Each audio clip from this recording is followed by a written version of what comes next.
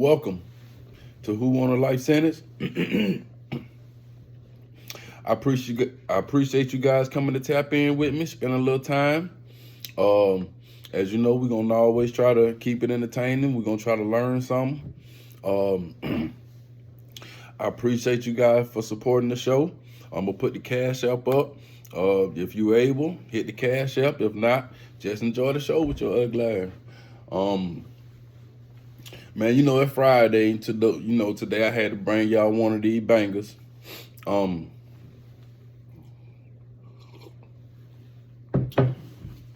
to bring y'all one of these bangers. So today we gonna get real. Man. I was talking to one of my partners yesterday, and Butler, the same one I was telling y'all about. We got some stuff coming. I'm telling you, we got some stuff coming. So I was talking to him, and we were talking about, the channels and the content, and we were talking about, not exposing people, but pretty much telling the whole truth. Let the whole truth be put out there, because he always says that no one ever talk about these guys when we know that, they were doing what they were doing when they were down the road. And he's right. We come home, we cool with them. We'll see them with girls and families, knowing that they've been girls and, things of that nature, or they were predators at a point of time, or whatever the case may be, right? So today we're going to get real. And we were talking, and what he said was true. What he said was absolutely true.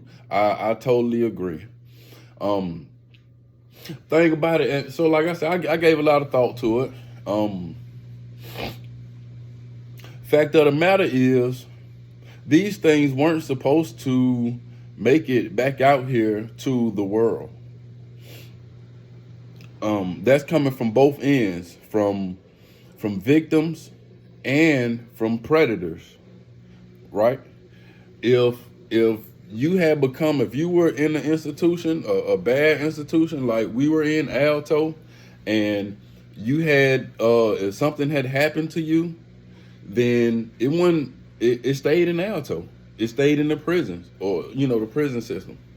Once you left and went home, then they could, you could probably just treat it like a bad dream or a bad memory, or be in denial, or whatever the case. If you were a predator in there, preying on people, being a jackass, that wasn't supposed to make it home either. It was supposed to stay in there, and then you guys could come home and live normal lives. That's how it's always been. But guess what? Now we got the internet.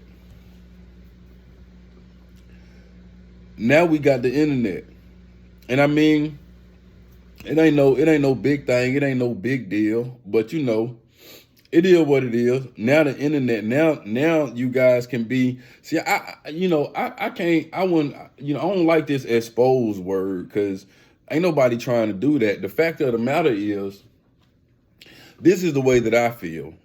If you were if you're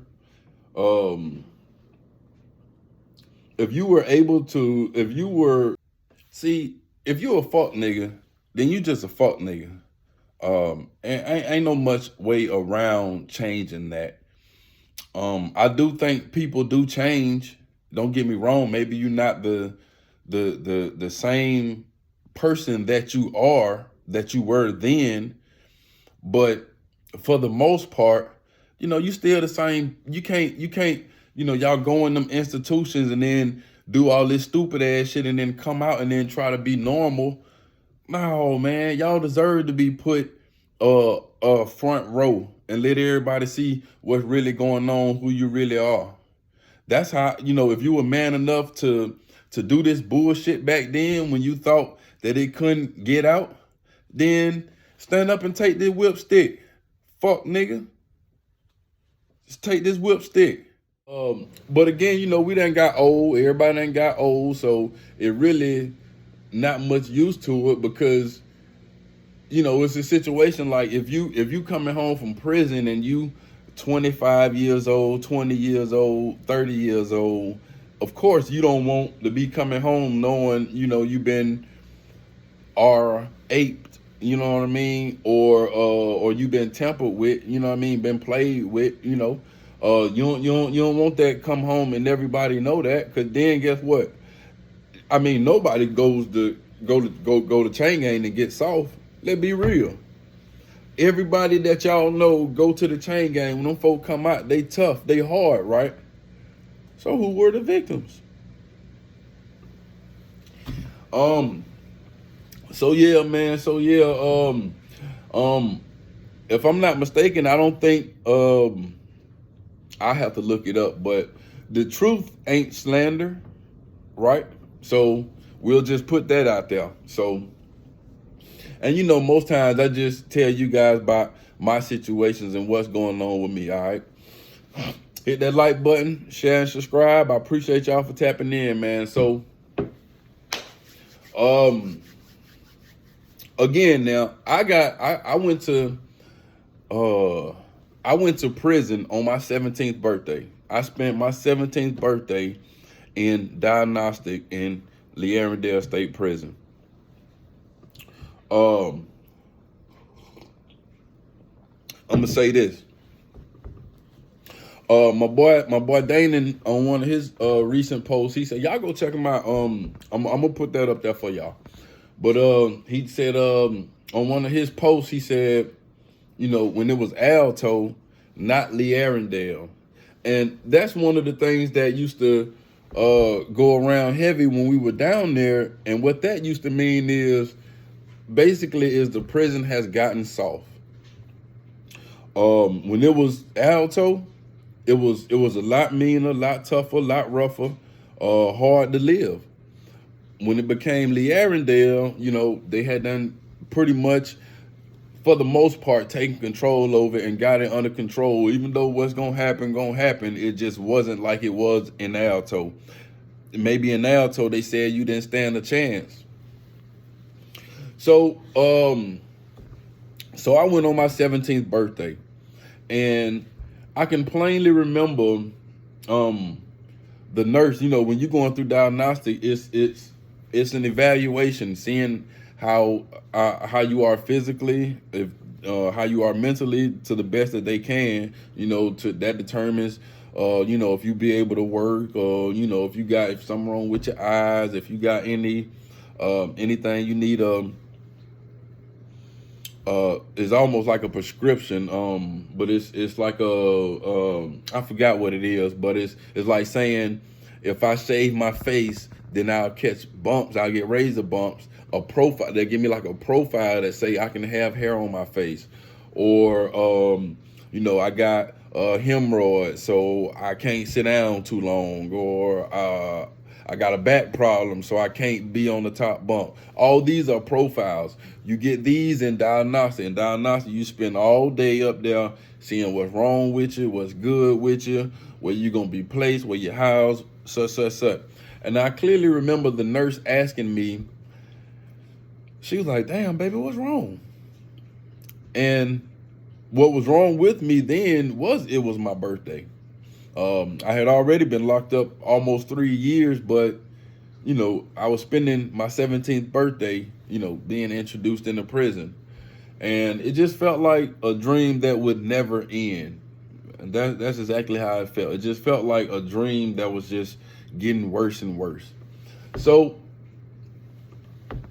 not to mention, I'm a light-skinned fella with green eyes. You know, I know this is not the best situation to go into prison with, but ain't no way that I can change it. And I'm determined not to be a victim. So we go through diagnostic, and the first guy that I get into it with, I'm talking about maybe maybe 2, maybe 3 days on the state, well, out of diagnostic. I get into it with a guy. I put that whole story in another video. Y'all got to go back and see that. Quick recap. The guy that I got into it with was the dude named Mills. And off the rip, I hated him because one of my guys that I had been in the county jail for 17 months and grown close to a couple of the guys that had been in there a long time with me. 2 of them were Chris and Black. That was just 2 of them. Sean, Ace, some more Tony. It's a lot of them, but 2 of the first guys that were there were Chris and Black when I got there. And I ended up spending a lot of time with them. When I got to prison, even before I got to prison, we had got word that Chris had been taken advantage of. So of course we don't know who did it, who done it, but we just know that, that's the word. This word came from prison to the county jail. So even before I made it to prison, I know that one of the guys that I kick it with on a normal basis has been, he done been took down the wrong road. And when I get to prison, somebody end up showing me the guy. I think it was my best friend end up showing me the guy, and the guy ended up being Mills. And that's how that's how I end up knowing them off the rip. This the dude that, took advantage of my partner, made him do stuff, turned him into a girl. And the way that it was told to me, and remember, I'm not trying to say this. First of all, RIP to my partner Chris. He's no longer with us. I told his story on my other page too. And I'm not trying to say this again like to out anybody. What I'm saying is it needs to be said. You guys need to know this kind of stuff before you make these crazy decisions. So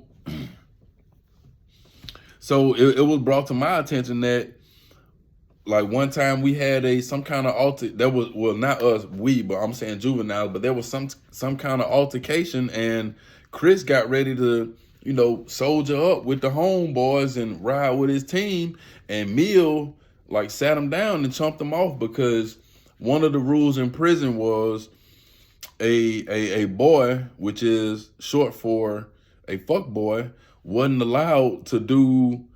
They were treated like women, so they weren't allowed to do man things. You don't go to war. You don't raise your voice. You're not supposed to use the bathroom standing up like a normal man. They had rules. They had rules that normal guys didn't have. So when Mill saw Chris, trying to, soldier up, he put him on blast in front of everybody. Told him, shut the fuck up. You a bitch. I fucked you and you sucked my dick. And again, I'm not trying to put nobody on blast, but that's what I remember. And it stuck. It stuck because, again, I'm 17 years old, and this just happened to my partner. Somebody made him do that. So again, I'm determined not to be a victim. And in my mind, Chris was a little tougher than I was, especially when I was in the county jail. You see what I'm saying? So this is what's going through a person's mind, man. You got to know that this stuff is therapeutic, traumatizing at the same time. So we get into it and we end up squashing the beef.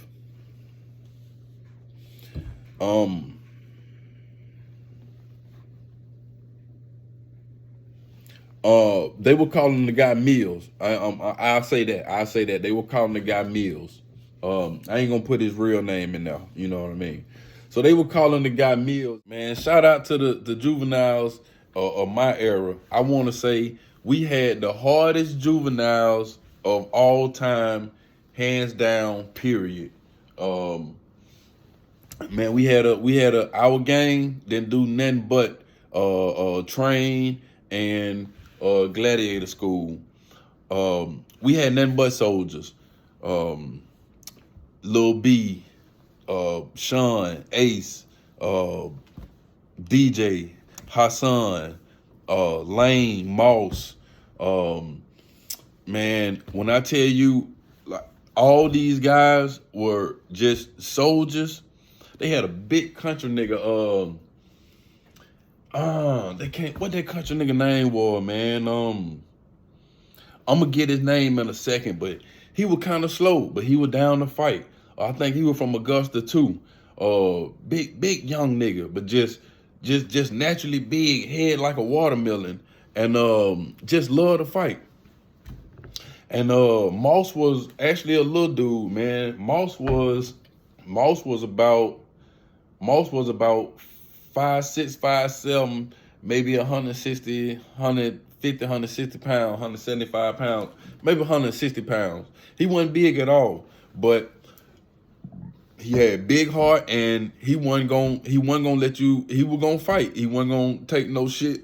You know, down there, you know, we knew the wins and losses, but it was way more important just that you went. Period. You had to get a fight in. So I remember one day coming in from education, and I come into a good one. The big young nigga, I don't know what they getting into it about. The big young nigga and Moss done got into it at school. So they both take, when I come in, big young nigga already got his shirt off. Moss strapping up, he putting his shoes on.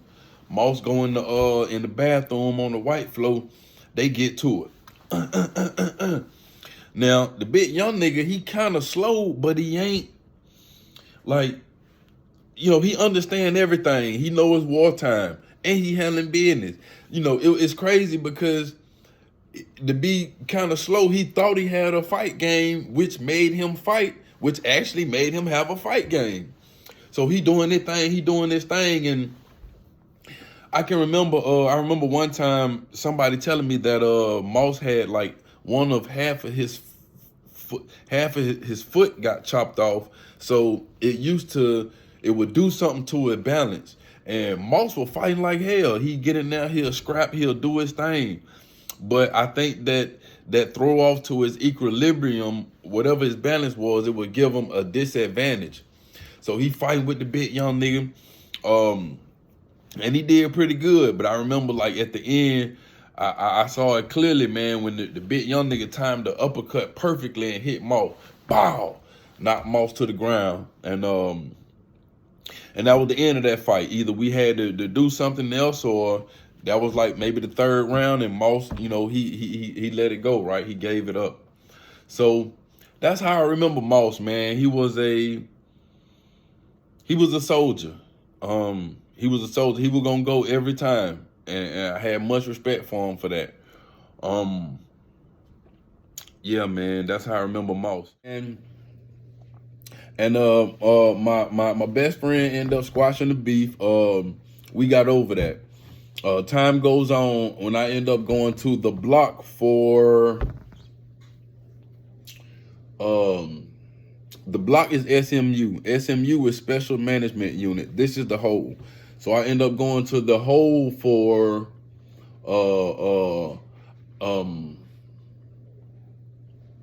I think it was the thing with Officer Phillips. I was just talking shit to Officer Phillips because he just get on our nerves, right? So I end up going to the hole, and damn, I can't remember. Okay, so what happened was, yeah, I end up going to the hole, and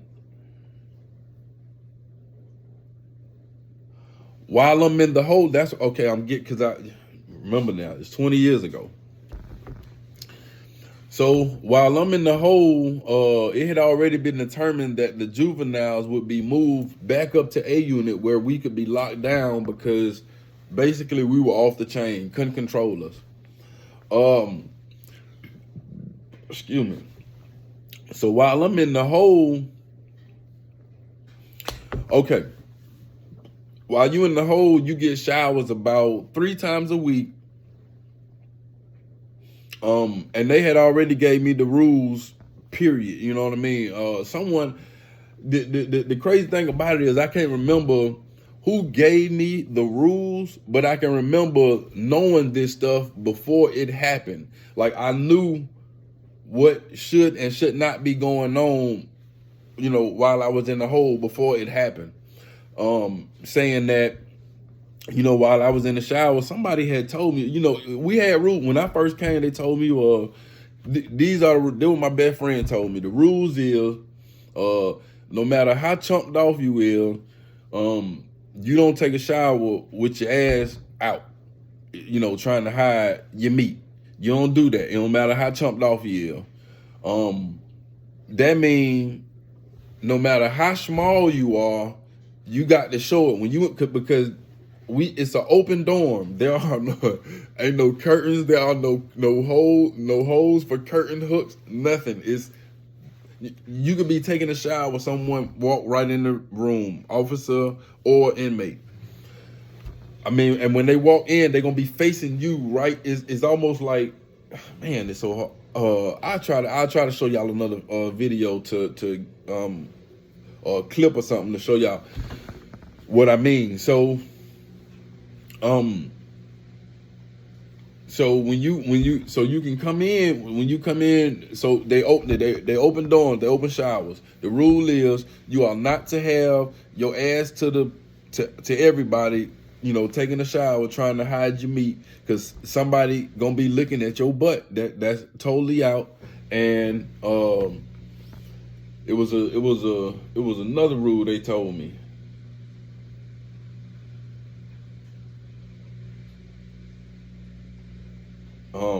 I can't remember what it was, but it probably was something just about the language.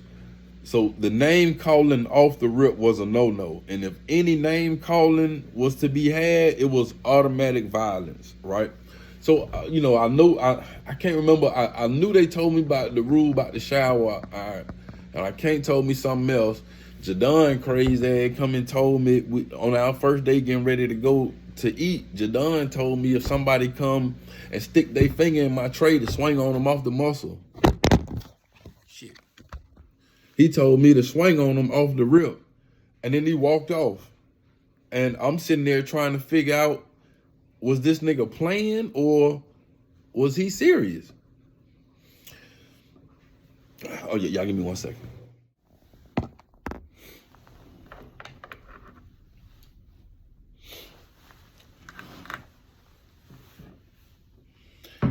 Okay.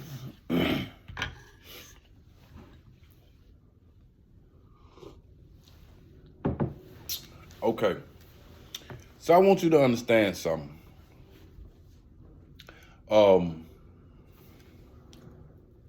Like right now, even with me trying to explain this thing, it sparks certain emotions, and not only that, but you got to worry about what people gonna think of you, how they gonna, you know, view you.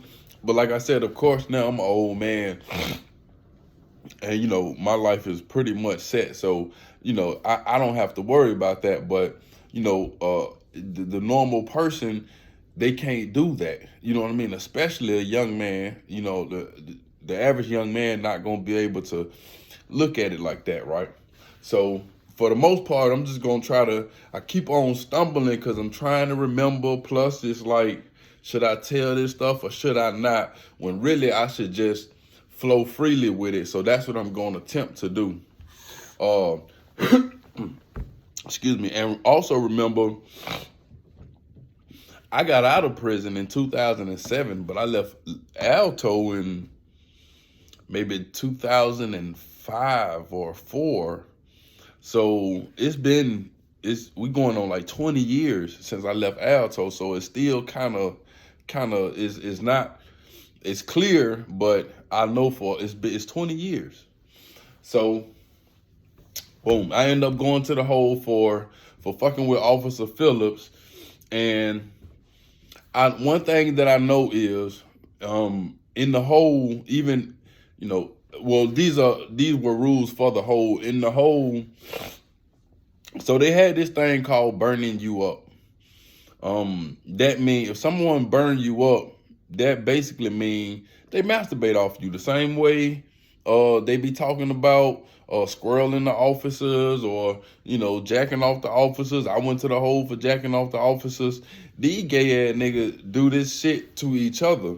They have crushes on each other, so they peek around the corner and pull on themselves to each other too. Yeah, gay hair, right? So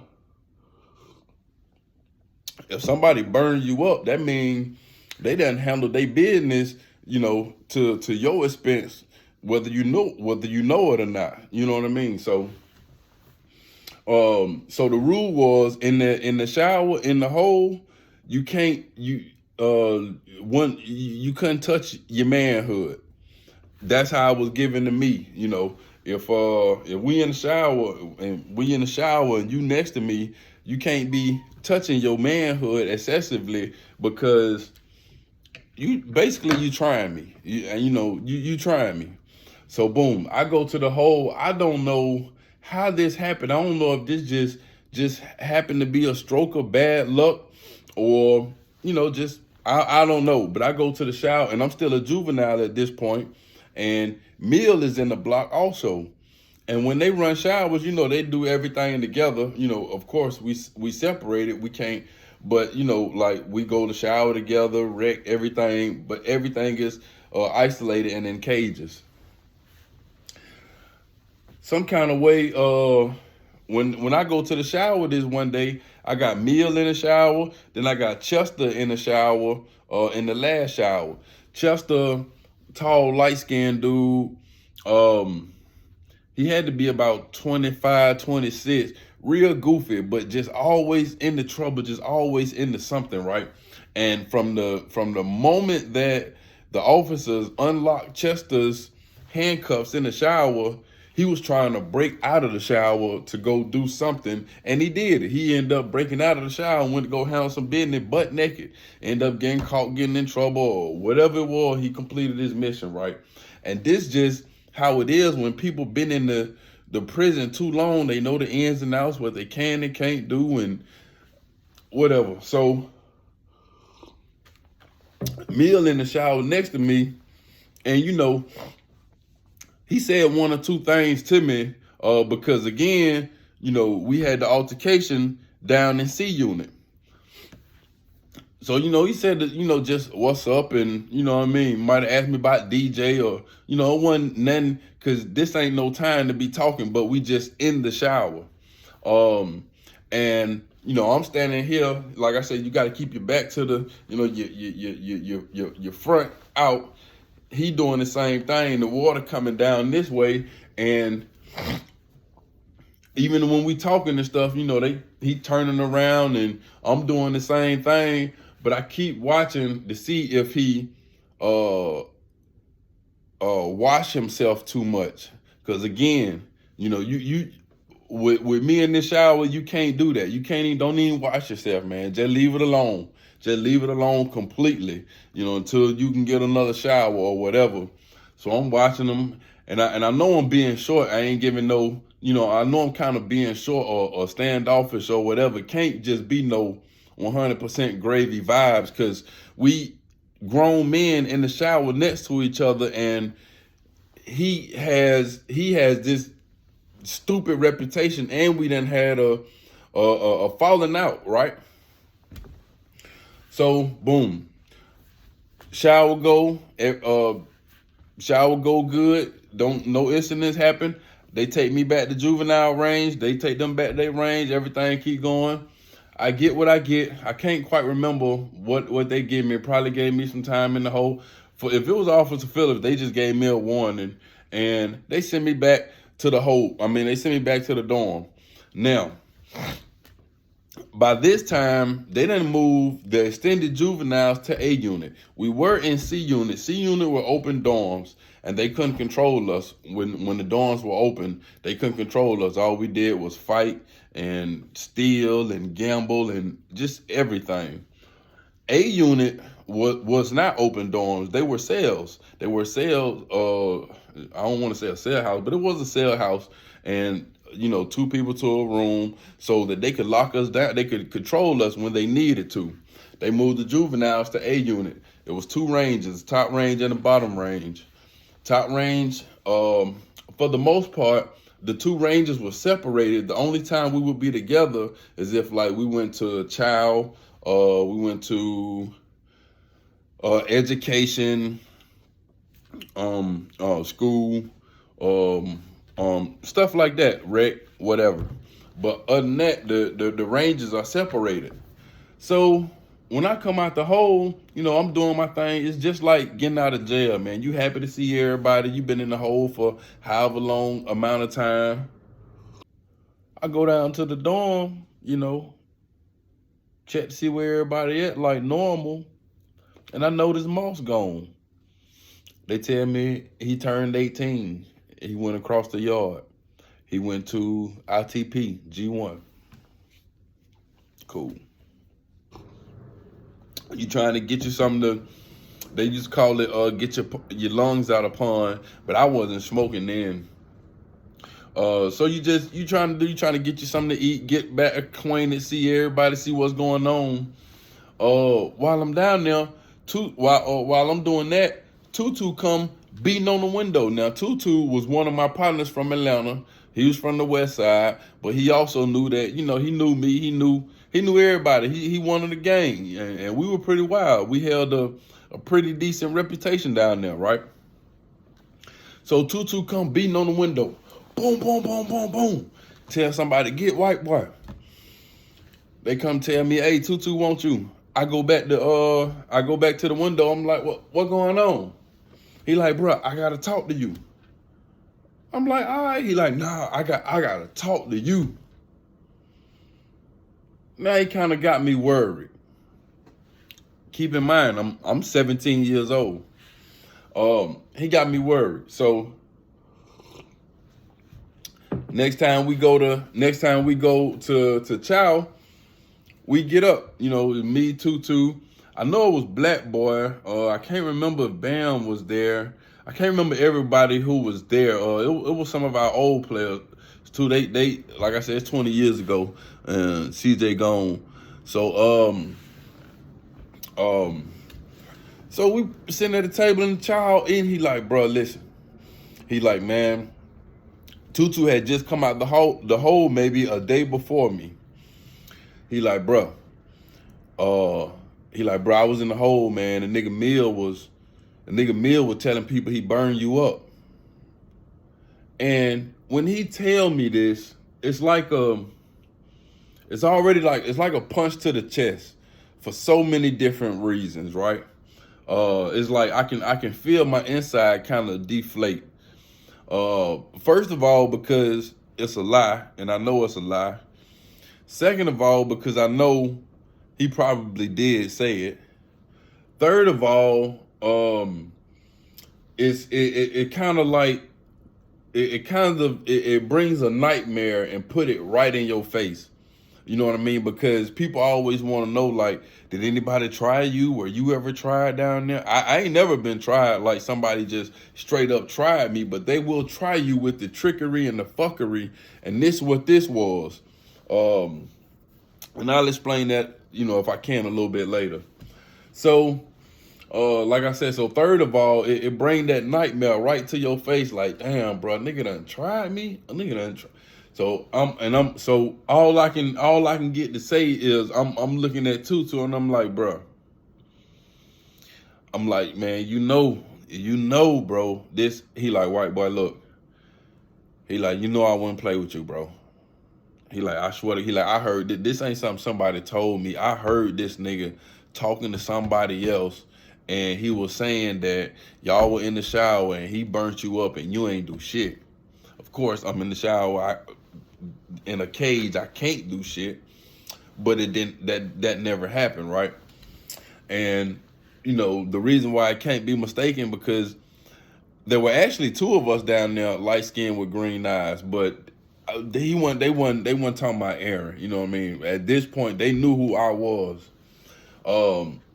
And again, like I said, if you watch the other story, you will see that me and him had already got into it, and I was determined I was we were just going to get it on. I was going to fight. Maybe he ain't like that. And so what happens is when a person is kind of unsure, they can just go around the bout a way of fucking with you and trying to get the mission accomplished. Like, instead of just trying me himself and not knowing how I'm gonna react, I might be a dog. I might, because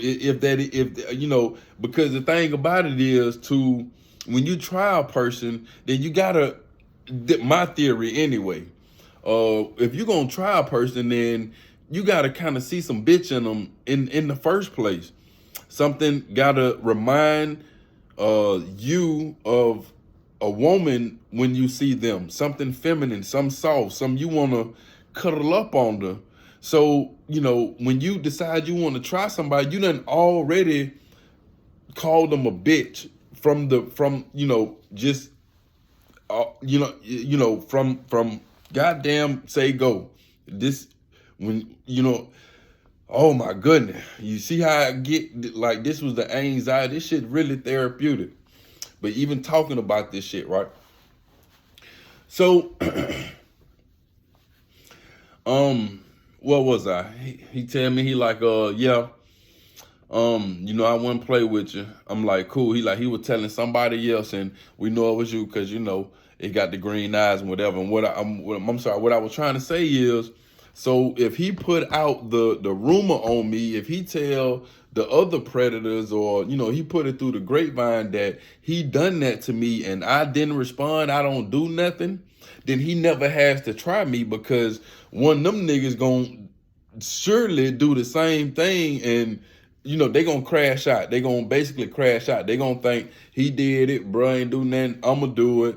And that's gonna be a bad fucking. So that's how you'll try a nigga on a with the fuckery, with the bullshit. He ain't never gotta get in trouble. This is what's on my mind. Like, you done told somebody, you done burned me up. Damn, I gotta kill this nigga now. Gotta kill him. Absolutely gotta kill him.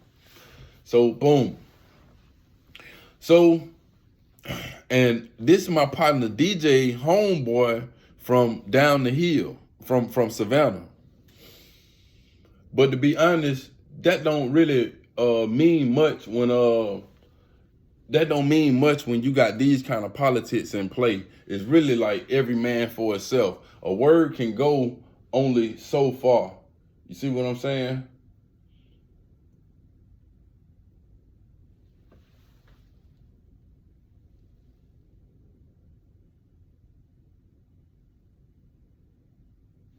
What the fuck?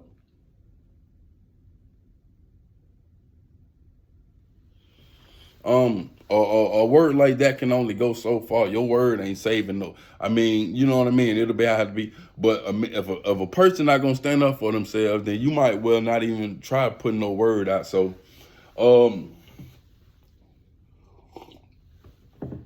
done decided I'm got to kill this nigga. But the problem is, I'm 17 years old and I can't go to, I won't be able to, get back with, like, until I turn of age and go across the yard, I ain't gonna be able to confront them. We get the word through the grapevine that Moss done got his jaw broke.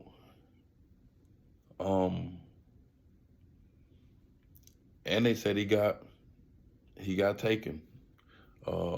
He got taken advantage of. That was the word that come down to where we was at, by the same guy.